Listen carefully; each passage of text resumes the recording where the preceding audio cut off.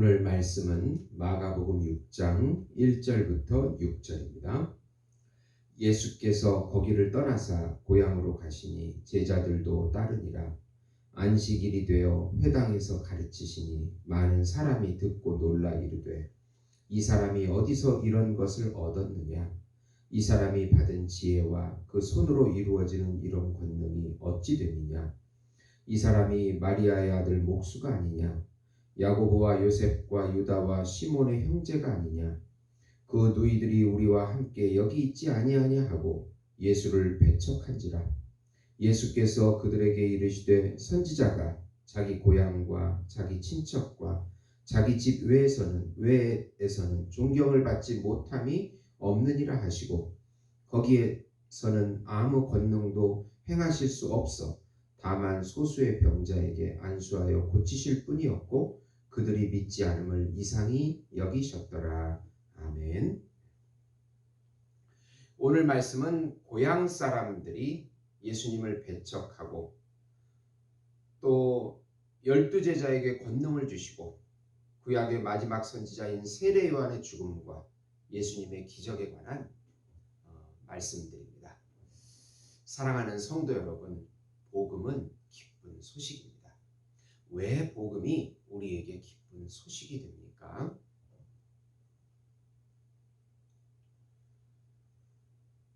하나님의 참 형상과 참 모양이신 예수님께서 하나님과의 관계가 선악과 사건으로 깨진 사람들에게 구세주가 되어주시고 하나님이시고 하나님의 아들이시고 우주적인 왕이시고 우주적인 중보자이시고 우주적인 어린 양이시고 우주적인 참 인간으로 오셔서 십자가의 죽음과 부활을 믿는 신자들에게 하나님의 관계를 다시 회복시켜 주신다는 소식이기 때문에 기쁜 소식입니다.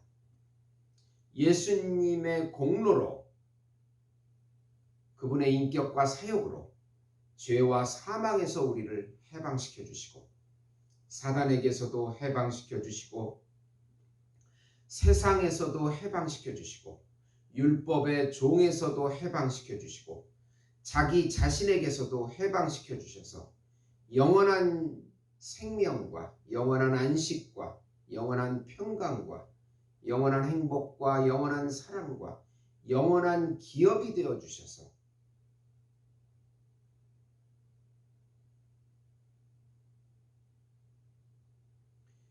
지금 여기서부터 영원히 예수님을 누리게 해주시겠다는 소식이기 때문에 기쁜 소식입니다.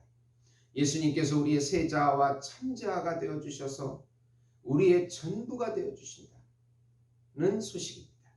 우리의 양식이 되어주시고 의복이 되어주시고 집이 되어주시고 요새가 되어주시고 반석이 되어주시고 힘이 되어주시고 지혜가 되어주시고 빛이 되어주시고 생명이 되어주시고 생명수가 되어주시고 친구가 되어주시고 친척이 되어주시고 우리의 모든 것이 되어주신다는 소식입니다. 예수를 소유한 것이 전부를 소유한 것입니다. 예수님을 믿음으로 누리시는 성도 여러분이 되시기를 예수님의 이름으로 축원드립니다. 우선 예수님께서 고향인 나사렛에서 말씀을 가르치시는데 고향 사람들이 목수의 아들로만 보고 메시아로 보지 못하는 불신에 빠짐으로 오히려 예수님을 배척하는 일이 발생하게 됩니다. 예수님을 어릴 때부터 알고 지낸 고향 사람들과 예수님의 육신의 형제들조차도 예수님을 바로 보지 못하고 믿음이 부족했습니다. 수많은 기적과 말씀을 가르친 소식을 들은 고향 사람들조차도 오히려 예수님을 비웃고 배척하고 하니 예수님은 고향에서 권능을 행하지 않으십니다. 예수님의 권능은 믿음을 동반해서 나타나기 때문입니다. 불신하는 사람들에게는 은혜를 줄 수가 없습니다. 하나님께서 보게 해주시고 듣게 해주시고 깨닫게 해 주셔야 이 복음을 믿게 될 수 있는 것입니다. 불신자들이 예수님을 보지 못하는 것은 지식으로도 알 수 없고 수행으로도 알 수 없고 육신으로도 예수님의 가족조차도 알아보지 못했으니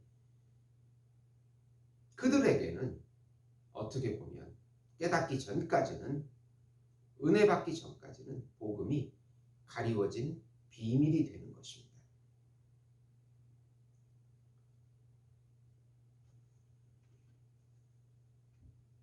그래서 예수님께서는 선지자들이 고향에서 친척들에게서 환영을 받는 일이 없다, 그렇게 말씀하고 있습니다.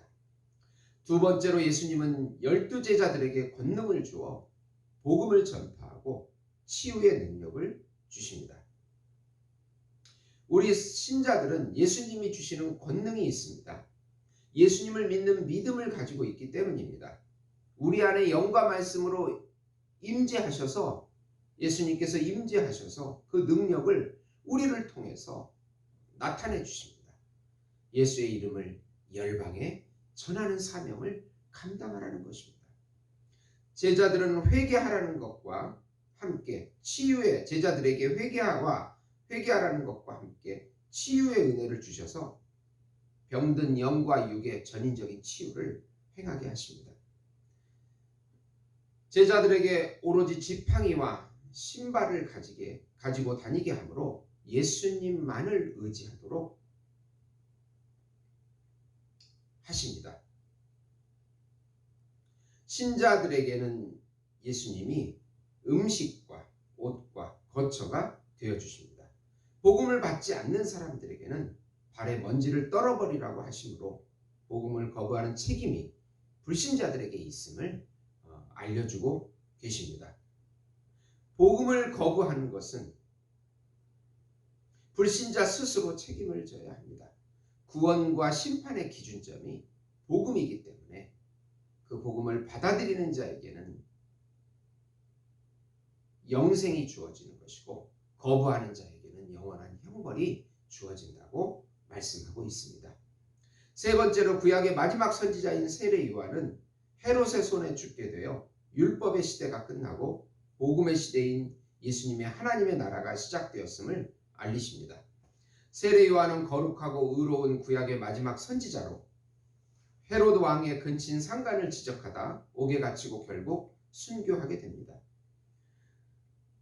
그 자신의 말대로 자신은 쇠하여야 하고 예수님은 흥해야 한다는 말씀대로 이루어집니다.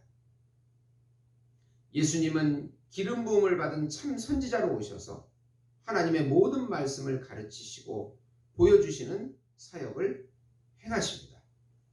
예수님은 참 선지자로 오셔서 하나님의 모든 말씀을 다 선포하시고 순종하시고 이루십니다. 구약의 모든 선지자들이 바로 예수님, 참 선지자로 오신 예수님을 바라보고 믿었던 것입니다.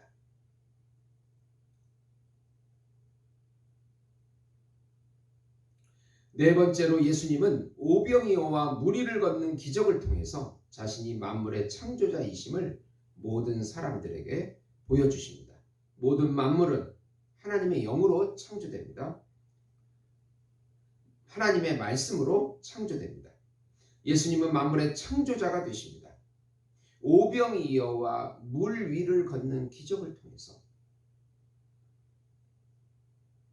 풍랑이 예수님의 말씀에 순종함을 통해서 그분을 만지는 자가 치유가 되고 귀신이 쫓겨나감을 통해서 예수님은 육신을 입고 오신 하나님의 아들이심을 만방에 선포하고 있는 것입니다. 예수님은 우주의 창조자요, 우주의 섭리자요, 우리의 구세주요, 하나님의 아들이십니다. 골로새서 1장 26, 27절에 보면 이 비밀은 만세와 만대로부터 감추어졌던 것인데 이제는 그의 성도들에게 나타났고 하나님이 그들로 하여금 이 비밀의 영광이 이방인 가운데 얼마나 풍성한지를 알게 하려 하심이라. 이 비밀은 너희 안에 계신 그리스도니 곧 영광의 소망이니라. 아멘. 사랑하는 성도 여러분, 우리 안에 계신 예수님은 우리의 전부이시고 창조주시고 절대 주권을 가지신 하나님이시며 하나님의 아들이십니다. 어떤 환경도 예수님을 이길 수 없습니다. 그 믿음을 가지시고 오늘도 어려운 환경 가운데 한 걸음 믿음의 한 걸음 한 걸음의 발걸음을 걸어 나가셔서 자신과 사단과 세상과 모든 것들을 이기시는 우리 성도 여러분이 되시기를 예수님의 이름으로 축원드립니다. 기도하시겠습니다. 하나님 아버지 감사합니다. 예수로 충만하게 채워주시옵소서. 예수님의 참 형상과 참 모양이 우리 안에 깊이 새겨지게 해주셔서 우리를 통하여 예수가 나타나게 하시고 예수 이름이 우리 입을 통하여 열방에 전하는 사명 감당하는 저희들이 될 수 있도록 인도해 주시옵소서. 예수님의 이름으로 기도드리옵나이다. 아멘.